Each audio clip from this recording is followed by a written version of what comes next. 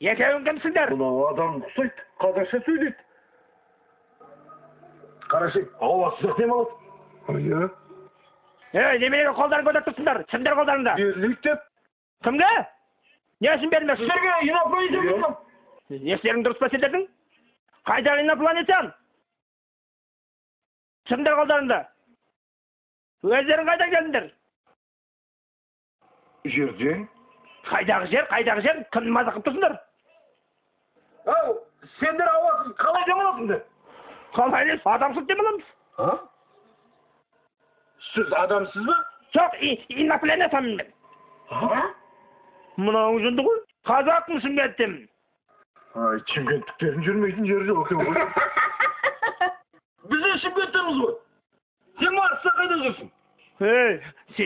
Сендер естеріңнен адасқансыңдар ма? Жоқ, әлде маған прикол жасап тұрсыңдар ма? Шешіне бер бастарындағыны. Өліп қалмаймыз ба?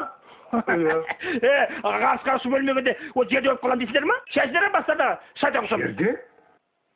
Жерде болмайды, айдам деп ойлайсыңдар ма енді? Марста! Атаң басы Марс. Қайдағы Марс? Бұл Жезқазған облысы. Бұрынғы Карл Маркс колхозы. Қабанбай Батыр ауылы. Жан-жақтарға қарасыңдаршы ма жан-жақтарыңа? Марс. Мыс шығаратын завод қандай жан-жақтарыңа? Жезқазған облысы бұл. Жынды болып қалған ба екен? Шайтан ұрған ба екен?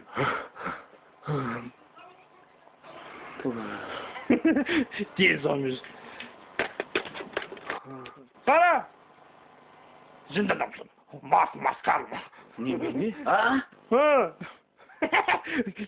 Mas.